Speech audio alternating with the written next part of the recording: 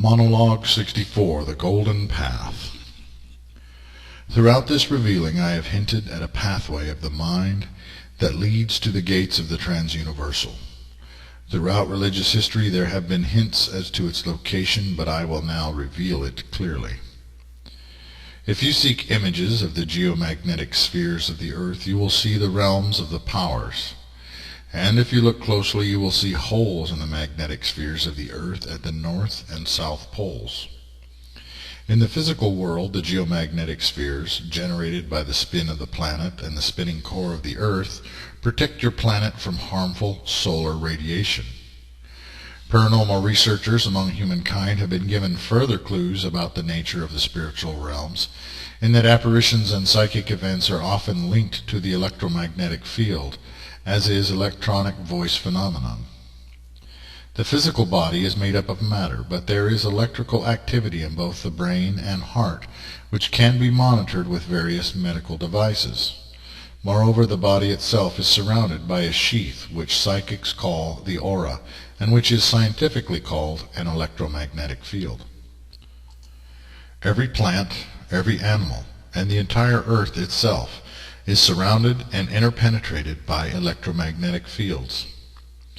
I have spoken to you already about the muon, or the subatomic particle, or the superdynamic intelligent particle, embedded in every living thing, including the planet itself, as well as every other world and star of the universe.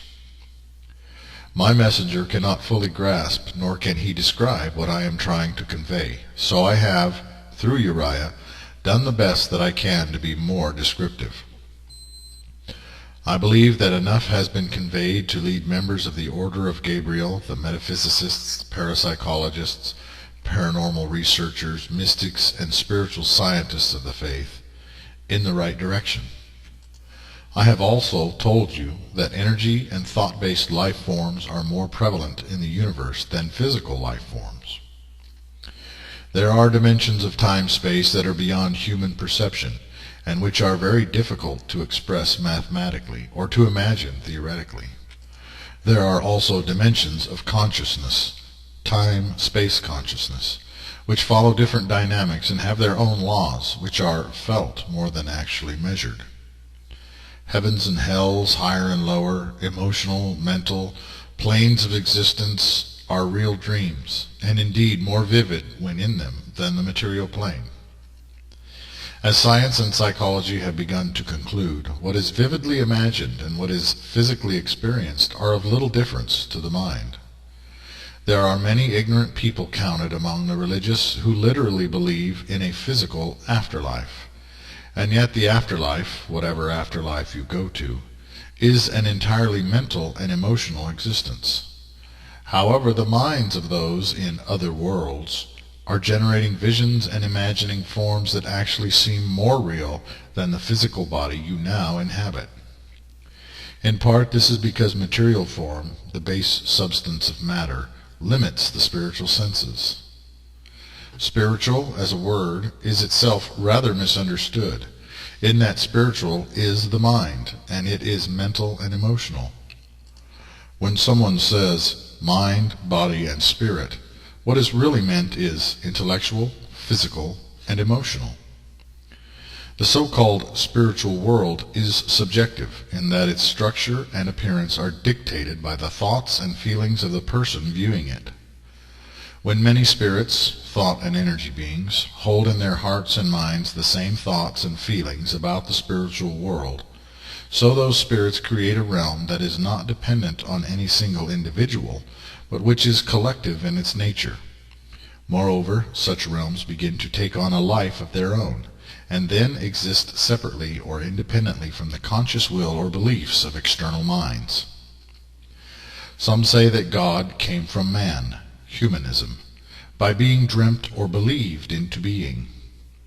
The reverse is actually true. God dreamt up the universe and its natural orders and systems, and is always dreaming up new things. God is the ultimate dreamer, and is the mind in which all things exist and are born. Higher, more evolved, non-human entities actually dreamt the world civilization into being, and it took on a life of its own. and they also mentally guided the evolution of modern humans.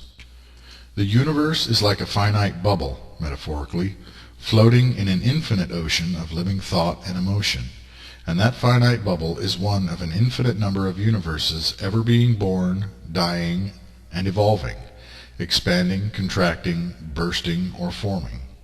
The bubble is the box, and reality begins outside the box.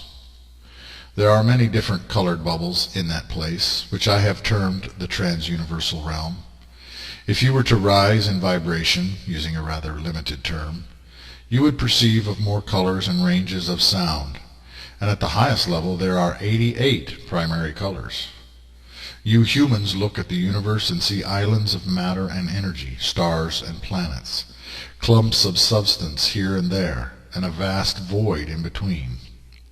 You see the planet Earth and its various strata, the core of the Earth, the outer core, the mantle, the surface, covered partly by day and partly by night, the atmosphere, the stratosphere, the ionosphere, the exosphere, and then the cold, empty void of space. I look at Earth, and I see spheres within spheres, worlds within worlds, altered by the coming of day or the coming of night, and see a void that is filled with clashing colors. Light and darkness have real substance and are ever wrestling for control, and within the universe there are countless civilizations, races, species, and a vast variety of flora and fauna that you cannot begin to imagine. Every spectrum is like a layer of reality, a sphere within sphere. Each planet and star and every sphere or layer of reality is interconnected by crystalline-like strands, which crisscross the universe, the multiverse, like the neural pathways of a human brain. Dimensions of time, space, and dimensions of intellect, emotion, all are interlaced and interpenetrate one another. In death you may see a tunnel and a bright light at the end thereof, and you might move toward that light. In such a case you are passing through a strand, a universal neural pathway, toward a destination that is in harmony with your personality pattern, your spirit's chief love and motivation. And you find a realm, a society, and a God being that matches your own inner nature. As I have already revealed, such destinations and the processes that take place in the so-called afterlife are not always as positive as they appear.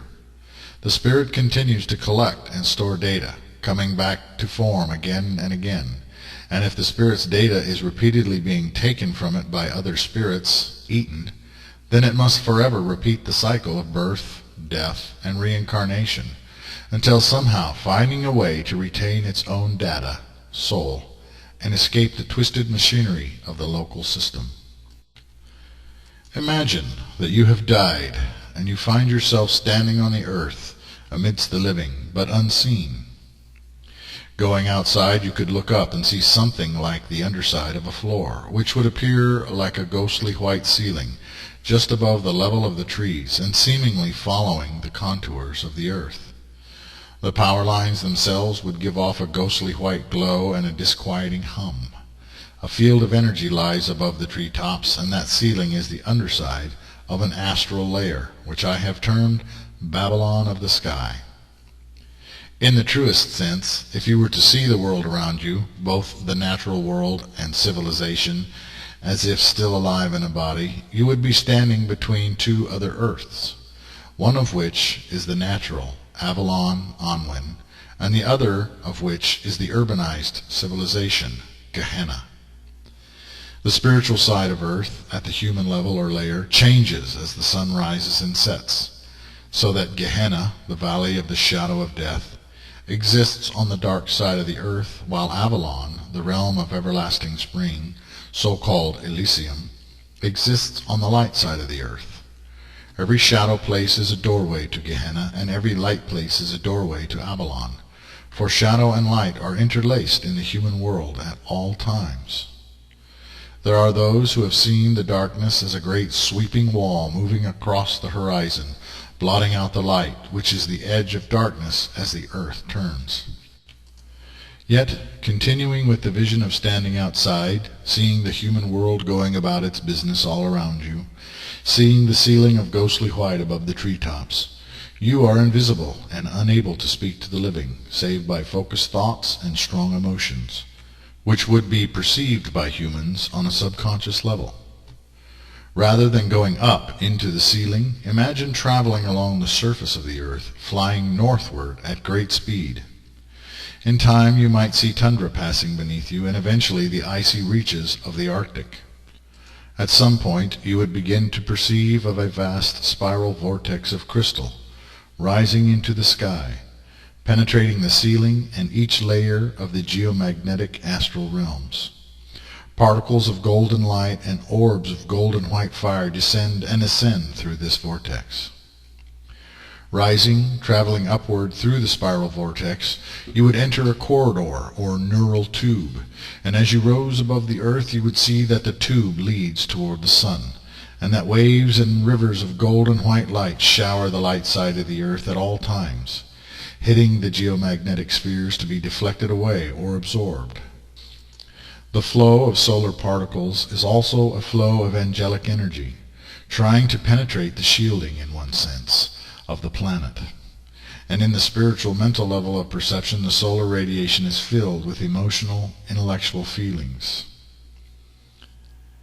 Most never see this panorama, but simply enter a tunnel or retreat into darkness, the dark side. Yet, in seeing this, in visualizing what I am saying, the distant sun would not be a single sphere, but would appear to be 6 spheres, joined around a common central sphere, and the 7 spheres would look like very large planets, like bigger versions of Earth, but in different dominant hues of color from the Earth. Indeed, there is a greater Earth encircling the Earth itself, and this is the realm of Sandalphon, the kingdom of Eden. The true and faithful Urian will see something quite different, however, in that as you race toward the sun, like 6 spheres, realms united around a 7th, the spheres would merge and become a massive golden vortex, the doorway of the sun, spoken of in the ancient Orphic mysteries. If you were leaving the earth from the ever-sweeping dark side thereof, what you would see is a silvery vortex, which is in fact the moon. The lunar doorway is spoken of throughout many mythological and mystical schools, and is a literal passage from the dark side of the world. The lunar doorway would merely connect you, as if an on-ramp, to the solar realm door. Traveling toward the solar vortex, your speed would increase. As you pass through the solar doorway, the light would become very intense, and you would feel powerful waves of positive emotion and the presence of a profound intellect and almost overwhelming love, as an energy and a power rather than a mere emotion. Yet the solar vortex is simply the threshold of a new neural pathway, and you would speed up as you pass the threshold, racing toward the center of the galaxy. You might visualize the course of your journey taking you upward, above the ecliptic plane of the galaxy, so that you are then arching downward, and the entire galaxy seems like a spinning wheel before and beneath you, with an especially brilliant point of illumination, like 10,000 stars, near the center. The tube of crystal and light that you should visualize intersects that center. If you were physically traveling toward the center of the galaxy, you would perish long before reaching it. And even if you could somehow reach the center, you would find the great gaping maw of a massive black hole. With the eyes of a spirit being, the black hole is pure, intense, white-blue light. Yet it would neither burn nor blind you, and the closer you get, the more intense the feelings of absolute love and truth would grow, beyond all bounds of comprehension or imagination. Indeed, the white hole emits an extremely powerful feeling of presence, as if it is alive, conscious, and welcoming. For truly, it is a living doorway, like all black holes, from which emanates God's love to the entire universe. The doorway itself is what angiology calls the Metatron. Reaching the threshold of the black hole, the supreme vortex of living light, you would weep and laugh hysterically as your entire life, and the memories of every lifetime, flooded through your mind in a full review of everything you have ever done, from the beginning to the end of your existence within the universe. In another sense, the supreme vortex of living light is like a womb, and you are inside the womb, and your journey into it is like being born again. Truth is the sword that bars the way, however, for as you approach the door to the infinite, you would be approached by entities of light. They look like angels, who would slow your journey and begin to argue with you, and seek to deter you from crossing the boundary. They would use guilt to convince you that you are not ready, are not worthy, and that you should return to the earth and be reborn there. They are like linebackers, intercepting any living soul that would seek to make a break for the goal line, and you must surely force your way through them if you would make a touchdown. In another sense, they are like grizzly bears all along the river course, snatching salmon out of the river, trying to prevent you from reaching your source. These are much like the vanities on earth, yet they are considerably stronger and smarter, and eat the really big fish. They do not approach with hostility, but seem to smile and have only your best interests at heart. This is where integration is absolutely essential, for if you have not faced and accepted yourself just as you are, if you are not able to look upon all your sins and evil deeds and accept them, forgive yourself, and say unto God, "Just as I am, O Lord," then you will be turned back and deterred. If you cannot face yourself as you really are, and a horrific monster is what you might face, you will not reach the doorway to the infinite. In the moment you turn away or allow the entities to convince you that you are unworthy, you will be deflected and ricochet into instant random reincarnation. The metaphoric grizzly bears get your soul and hungrily, greedily devour your soul, personality, ripping soul from spirit in one swipe, no matter how integrated you may think you are. By God Almighty, by Emmanuel, the sevenfold Spirit of God, by the Spirit of truth, let me pass, just as I am, O Lord, just as I am. If you get past the interceptors, all things become possible. Nothing shall be withheld from you. What you experience is not cut and dry or predictable. You might find yourself walking in an idyllic version of earthly life, born from the core of your heart, manifested outwardly and with an everlasting tangibility. The perfect spouse, the perfect home, in a peaceful and friendly little town, where you forever have everything you need, and are more content than you might have thought possible. You might simply enter a condition of ecstatic bliss, in a state of unending and perpetual love and acceptance, enraptured and fulfilled beyond words to describe. Or you may find yourself living out the dream of your mansion, Prismia. There are as many possibilities as there are people, for no two snowflakes are alike, after all. If you have the fear that you may be too weak, in the fear itself you should not pass through the solar doorway, but rather linger with the archangel of your order. Calling out upon his, it, her name is sufficient to bring you safely into their abode and find a sanctuary for your living soul.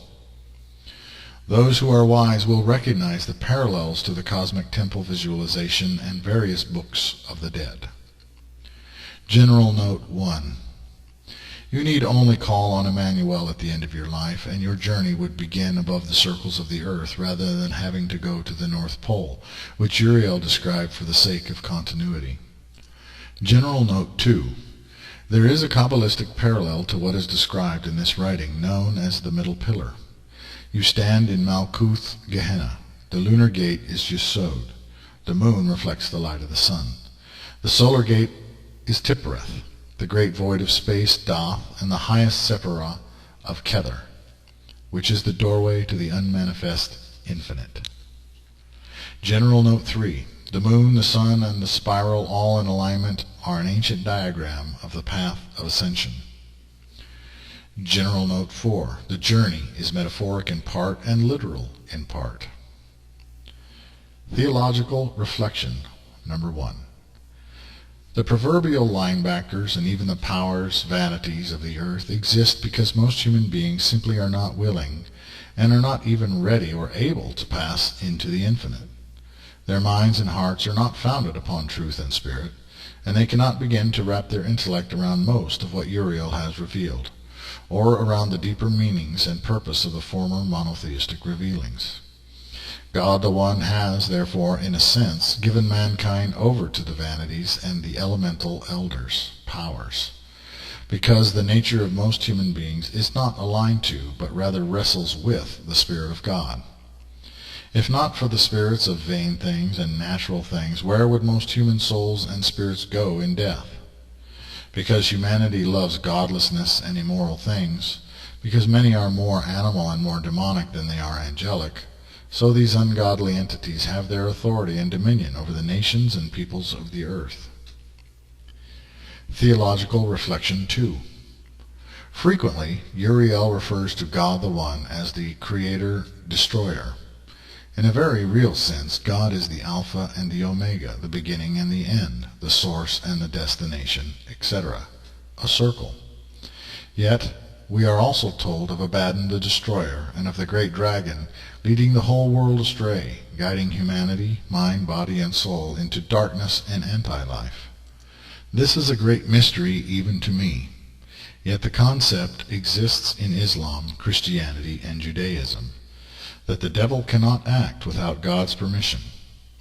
I must therefore wonder if mankind's rejection of God's moral and spiritual principles, the collective turning away of the human race, has led to the unleashing of the great dragon, and in this sense God is therefore permitting humanity to be marked by the beast and led astray, as part of the plan of divine judgment, separating the sheep from the goats.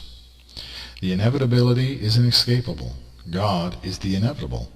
Because mankind has rejected the Creator's instruction and guidance, so the destroyer comes, and by nature becomes the inheritor of the souls and spirits of humankind, not by God's choice, but by the exercise of the collective free will of the human race.